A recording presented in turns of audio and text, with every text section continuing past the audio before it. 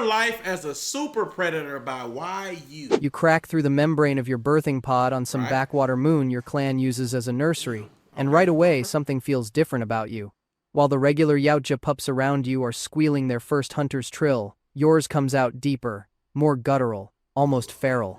Your mother takes one look at your darker skin. What do they look like? You need to calm the fuck down. What do they look like? They look like them. But they all look the same. Oh, there's no like difference. No. Oh, so this is just like yeah. Okay. I mean, look at the baby. The baby don't even look like it. No, I'm just saying like this just, you know. Your slightly elongated face and those swept back dreads already forming on your tiny head, and she knows exactly what you are, a super predator. A berserker breed. Congratulations, you're basically the problem child before you've even taken your first step. The elders don't exactly throw a party when they see you. You and the other super predator younglings get separated from the regular pups faster than you can say blood feud. They put you in special training grounds where the rules are more suggestions than actual rules. Is this like the new movie? Is this the new movie? There is a new movie, aren't Is this essentially the new movie? While those jungle hunter kids are learning about honor codes and fair combat, you're being taught that winning is everything and style points count double. Your first hunt simulation at age 5 goes exactly how you'd expect. They release a captured animal into the training arena, some kind of space boar with tusks that could open a can of whoop-ass on most younglings. The regular Yautja kids are taught to give it a sporting chance, maybe let it see them coming. Not you. You drop from the ceiling, land on its back, and sink your developing wrist blade straight into its spine before it even knows dinner's been canceled permanently. The trainer nods approvingly while the traditional instructors shake their heads. You're already living up to your subspecies reputation.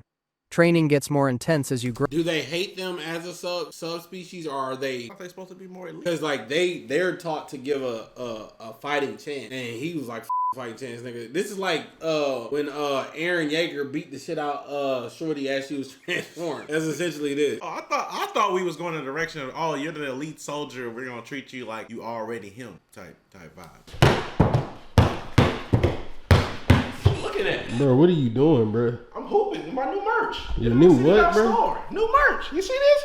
Look at this. City boys. You got it on. You don't wanna. Why the hell are you showing them? Bro, cause that gotta be on the for free. Yeah. You can at least go get some merch. Bro, they got this design. They got the city boy. Look at that. Look at that logo. Look at that logo. You got this logo on the shirt, bro. You can at least, you know what? Editor, if I make this shot, you blur my feet. If I miss this shot, the raw dog stay out. Damn. Just go buy the merch, y'all. Just go where, bro? InternetCity.store, bro.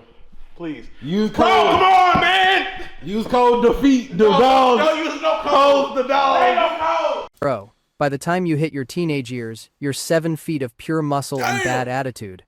Your skin's gotten darker, more reptilian, with scales that would make a crocodile jealous. Your face has elongated into what the regular Yautja call a snout behind your back, though nobody's brave enough to say it to your face. You and your 2 best buddies form a hunting pack because super predators always roll in threes. Call it tradition, call it strategy, or just call it having backup when things get spicy. Since they super predators and they come in 3 and it's me, you, and Simba, we should be like the super grim. I'm about to say super predator is not a good name. But, you know. Right. So they hate them, but they still use them because they know they strong. But they hate them because they... And I think they, from what chat's saying, they also hunt their own kind. So why not teach them? Okay, whatever. The tech training is where things get really interesting. While those honor-bound jungle hunters are learning to use dual wrist blades and standard plasma casters, you get the upgraded stuff. Single blade, sure, but it's longer, meaner, and can be fired like a projectile when you really want to ruin someone's day. Your plasma caster isn't just a gun, it's a Gatling-style beast that charges up for devastating shots. Damn. Oh, and they hand you a couple of hellhounds to train. These aren't your average space puppies. They're tracking beasts with teeth that could chew through ship hulls and a loyalty that only extends to whoever feeds them last. So it's gotta be jealousy. Because if they recognize their power or won't see them as normal, their species and culture is about honor. They view them as not having honor. But if you're raising them for young, why don't you at least try to because they view them as even though they view them as not being able to be capable. It's like conquest. It's like conquest. But I don't want to know your name. You're just a means to an end. You gonna give them stronger stuff? You got a purpose, nigga. Your purpose is to fight for the empire. That's why you got one arm, nigga. Right. Okay. Your bio helmet gets fitted when you turn 15, and this bad boy isn't your grandpa's mask. The vision modes are insane. Not only can you see heat signatures and electromagnetic fields, but you've got pulse detection that lets you track a heartbeat through solid rock. The helmet's also got vocal mimicry built in. Perfect for those moments when you want to mess with your prey's head before you take it as a trophy. Your particular mask gets adorned with the jawbone of your first solo kill, a massive creature from your home. Is this the one that was in that, I think it was a Alien versus Predator, where the black lady was in it and like they killed one of the Apex? That's not one of them? Okay. Homeworld that definitely didn't see you coming. Fashion statement and intimidation factor all rolled into one. At 20, you're ready for the real action. The elders assign you to a game-preserved planet, and this is where the fun really begins. See, your clan doesn't believe in traveling to different worlds for each hunt. Too much work. Instead, you kidnap the most dangerous specimens from across the galaxy and dump them on your own personal hunting playground. Home field advantage. Every single time. Your first group includes some serious contenders. Warriors, killers, survivors from a dozen different species. You and your pack brothers spend days setting up the hunt. One of you handles the hellhounds. Another scouts from above with mechanical falcon drones that would make a military surveillance team weep with envy. And you're the muscle, the leader, the one they call when subtlety has left the building. The hunt starts with psychological warfare. You use your vocal mimicry to copy the voice of one of the prey, making him call for help after he's already dead. You watch from your cloaked position as his allies debate whether to help or run. When they finally decide to run, you've already set up traps along their escape route. This isn't about honor. This is about dominance. Years pass, and your reputation grows. Other Super Predator clans hear about your success rate. You've collected trophies from species most Yautja only see in archives. Your hunting camp looks more like a museum of violence. Skulls, spines, weapons from fallen warriors, all displayed with the care of an artist who really, really enjoys their work. But here's where things get complicated. Remember that blood feud with the Jungle Hunter clan? Well, it's not just philosophical differences. Those traditional Yautja think you're corrupting the ancient ways, that your methods are beneath a true hunter. You think they're stuck in the past with their precious codes while you're evolving the art of the hunt. This disagreement occasionally explodes into full-blown combat when you cross paths. One day, you capture a jungle. When I watched Alien vs Predator, we was watching them. Oh, the jungle niggas, yeah. So we was watching Alien vs Predator. It was the regular niggas. Yeah, it's the jungle niggas. That still had tech. Yeah. But they was like, They wasn't weren't as the Apex. brutal Yeah, they weren't as the Apex. the super niggas. Okay. Yeah. So I ain't gonna lie, my first introduction to any of this was Alien vs Predator, and I didn't know this shit went this deep. Yeah, I only know a little bit about it. Now, are the hunting grounds they're talking about, is this the movie, because I could have swore I remember a movie not too long ago where a dude woke up, he ain't know where he was. The dude with the really big nose. What movie is that? 2018. So that's the hunting ground. What's the name of that? Is this Predator 2018? Okay. Hunter who wandered too close to your preserve. Instead of giving him an honorable death, you string him up on a totem in your camp. He's still alive, a living insult to his entire clan. Damn. You feed him just enough to keep him breathing. A trophy that screams instead of staying silent on your wall. Your pack brothers think it's hilarious. The prisoner, not so much. Your 30s bring new challenges. The prey gets smarter, more organized. Some groups actually start working together, sharing information about your tactics. One human you're hunting turns out to be military trained, and suddenly your hunt becomes a real challenge. He sets counter traps, uses mud to hide his heat signature, and actually manages to wound one of your pack brothers with improvised weapons. The thrill is intoxicating. You adapt by getting even more ruthless. Why fight fair when you can fight smart? You start using bait tactics, leaving wounded prey alive but immobile to draw out their ally. With the shit they got, I don't see how it's even competition. That's why I like in the one with Arnold Schwarzenegger, he that's how he got him. He covered himself with mud because he realized it was a heat signature. Yeah, that's man. And they still like under all that, like not him, but the regular ones you could get a regular one. Yeah, I'm talking about the super. Your hellhounds get trained to drive targets into killing zones. Your falcon drone gets upgraded with falcon drones. Guess we back again with gamer subs. What's up, Chad? You might be asking how did Conor McGregor get here? You're asking too many questions.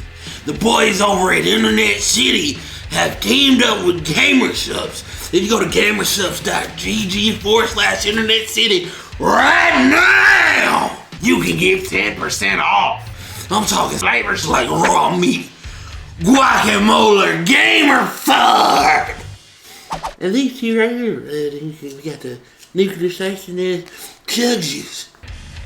You either go, or I'm gonna go with you. Guess who's back again? That can paint multiple enemies at once. You're not just a hunter anymore.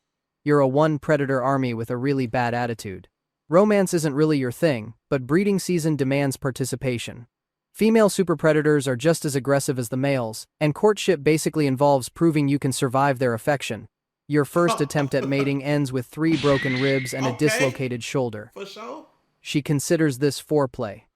The second attempt goes better, meaning you only need minor medical attention afterward. Eventually, you succeed. And somewhere out there, your genetic legacy continues. You'll never meet your offspring, of course. That's what the nursery moons are for. By 40, you're considered a veteran, though in super predator years, you're just hitting your prime. Your preserve has become legendary among your kind. A perfect hunting ground where the prey never stops coming and the challenge never really ends. You've modified your equipment so many times that the tech barely resembles standard issue anymore. Your plasma caster has enough firepower to punch through vehicle armor. Your wrist blade has serrated edges that would make a chainsaw feel inadequate. Even your cloak has been modified to last longer and bend light more effectively. Then comes the day that changes everything. A group of prey, unlike any you've hunted before, arrives on your preserve. They're organized from the start, skilled, and worst of all, unpredictable. Was that a That bad the nigga with the big nose, bro? I think. No, I'm saying, is that a bad animation? Because he changed from. I don't know. Start, skilled, and worst of all, unpredictable. One of them figures out how to use your own equipment against you. Another discovers your trophy camp and frees that jungle hunter you've been keeping as a lawn ornament. Definitely one Suddenly, of the movies, huh? you're not just hunting. You're in an all-out war. The battle is glorious and terrible. Your pack brother with the hellhounds gets taken out by explosives. Your other brother falls in single combat with a blade-wielding warrior who shouldn't have lasted 10 seconds but somehow matches him strike for strike. Now it's just you, and your prey has gotten bold. You manage to recapture the jungle hunter and challenge him to combat, not because of honor, but because you want to prove your superiority once and for all. The fight is brutal. He's weak from captivity, but still dangerous. You're stronger, better equipped, but he knows all the traditional moves you've spent years learning to counter. In the end, you win. This is the 2010? Okay. The fight. But it's a fucking One Punch Man ass animation. It's crazy that the One Punch Season 3 animation is damn near like this. That's nutty. Taking his head is your greatest trophy yet. But the victory celebration gets cut short when you realize the last remaining prey has gotten to your ship. You remote detonate it because if you can't leave, neither can he. The explosion is beautiful, really brings out the color of the sunset. Wow. You track him back to your camp where he's trying to protect another survivor. This should be easy pickings. You power up your plasma caster, ready to end this hunt in spectacular fashion. It's a trap. The prey looks exhausted, defeated. You savor the moment, letting the weapon charge to maximum power. This will be a kill worth remembering. You can already imagine the skull on your wall, the new jawbone for your mask. Maybe you'll even keep a recording of his final words. That's when he lights himself on fire and charges straight at you with a bone axe. Okay. Wait, what? Nobody mentioned anything about tactical self-immolation in the hunting manual. Through the flames and smoke, you can barely track his heartbeat. And suddenly that upgraded vision mode isn't helping much when your target has become a human torch. The axe comes down, and your last thought before everything goes dark is that maybe, just maybe, those jungle hunters had a point about giving prey a sporting chance. Actually, no. Scratch that. Your last thought is wondering if your hellhounds remembered to use the automatic feeder you installed, because those things get really cranky when they're hungry. That was good. That was pretty good. Okay.